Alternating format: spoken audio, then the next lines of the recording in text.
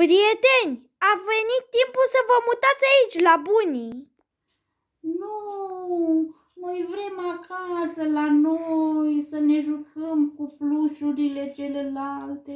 Nu vrem să ne lași aici.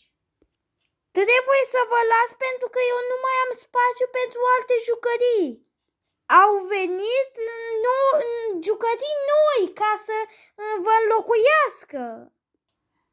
Nu, noi vrem să stăm acasă, vrem să ne jucăm și cu tine și cu celelalte plușuri. Eu vreau să mă joc cu Hogi, că e cel mai bun prieten al meu.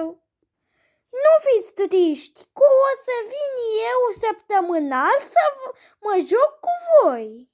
Și pe tine, mamilor, deci o să ți-l aduc pe Hugi. Mai are cineva alt prieten cu care vrea să vorbească? Nu, Eu zic, nu, noi suntem foarte triști și nu știm dacă o să ne treacă supărarea.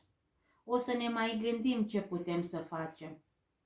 Îmi pare rău, dar în locul vostru a venit armata intergalactică. Skibidi.